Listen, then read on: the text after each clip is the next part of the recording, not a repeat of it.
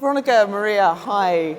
I just want to start by asking both of you, actually, what kind of climate finance announcements and pledges would you be excited to hear about during the next 2 weeks, and perhaps some that might dishearten you a little bit? Yeah.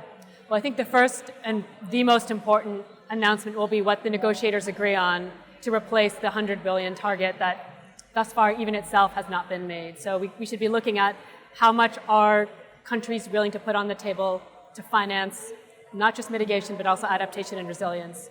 We should also be looking for how much of that is going to be focused on adaptation and resilience in particular. And just to add to that, I think what I would be super excited is when is it going to start to flow? Because I think that's one of the biggest challenges. Are these big commitments, we see a lot of pledges, but when are the dollars and over what time frame are we going to start seeing countries receive it? Veronica, we're going to be hearing a lot of climate finance numbers over this fortnight from countries, from companies. Which numbers should we be focused on? Yeah, so there's a few. There's obviously how much of that $100 billion target will it be refreshed. That's public sector money meant to help developing countries finance mitigation, finance adaptation and resilience. That's critical. But there's some other numbers that really matter. One is how much of that is going to be concessional finance that can really mobilize and leverage the private sector. Because that's how we're going to get from these billions to trillions. Another critical number will be how much of that is grant-based. Because in many of these highly vulnerable, highly debt-affected countries, they just need grants. And I think there's another type of number that we're going to see, not in one place, but a number of really exciting announcements from philanthropy, from corporations who are stepping up to say, look, we're willing to do this ourselves as well. And I think Rockefeller's going to have some great news to share there too. Maria, tell me about the Rockefeller report recently commissioned. What was the motivation behind that? What did you find?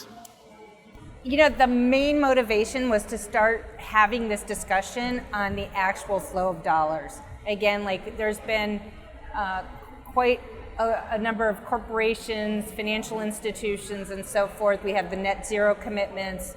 We've got government commitments and so forth.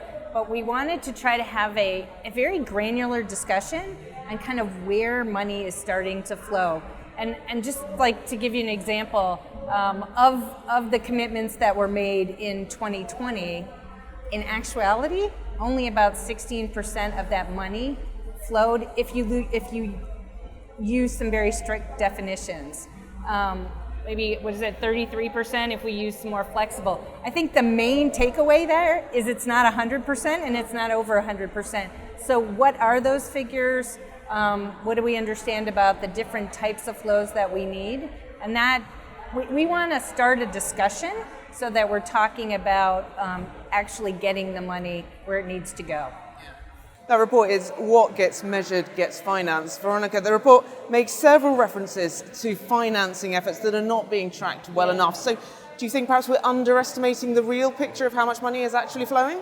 Yeah, so this is a fraught question because we're having this discussion in the context of a wider backlash underway about greenwashing, backlash against ESG. So we have to be very, very careful when describing what actual climate finance means. The definitions that most people use within the UNFCCC definition is how much money is actually deployed into a project that is actually making real decarbonization impact right away. And that is a critical number. When we did our analysis, however, we found an additional 600 billion of financing, however, that is somehow either not being effectively tracked or going into efforts that don't meet that strict criteria, but are still nevertheless having some forms of climate impact. And to Maria's point about conversation, I think we need to have more conversations around, first of all, how do we get better disclosures from the private sector? The corporations who we work with are putting massive dollars to work within their own supply chains to make them more resilient, to reduce the emissions from them. That money's not being tracked. So how do we get better disclosures from the private sector? And then secondly, how do we think about some of these other ways of achieving decarbonization that don't necessarily fall within certain definitions that we can really start to put our hands around all the money that's actually having climate impact?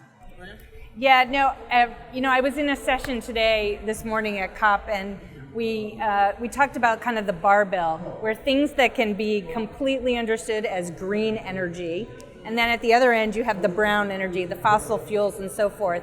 much of what we're talking about too, there's the strict definition of climate finance, but what's the green and the brown in the middle, kind of the transition finance. And I think we do have to stick to the definition of climate finance in certain instances, but we also want to widen the lens, because I think by widening the lens, maybe we can also bring more people into the tent and understand what is it that we need to tackle at kind of across the spectrum as we move to a more fully green energy environment. Yeah, we're working with a number of banks right now who are looking to help their own clients, companies all across the world, to decarbonize. And what we're finding is companies are taking out just general loans to do really important climate work. And the types of impact of that lending, it's not showing up on anyone's books. And it's that, and if we want climate finance to truly go mainstream, like we have to find some way to really think about that and not just focus on that one end of the barbell. So before I let you go, what key messages do you have, would you like to highlight for COP negotiators? For COP negotiators, I think the message is let's get very granular on where the money is flowing, where it flows across the spectrum.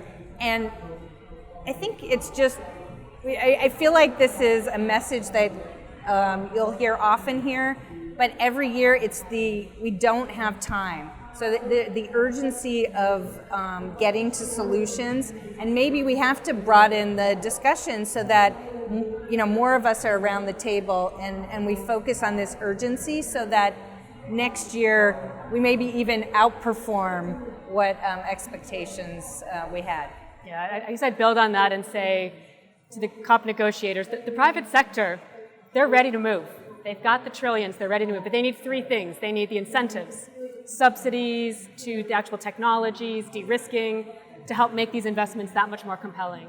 They need enablement. They need partnerships with R&D, with governments, with communities on the ground to create bankable, investable projects. And finally, they actually need a push.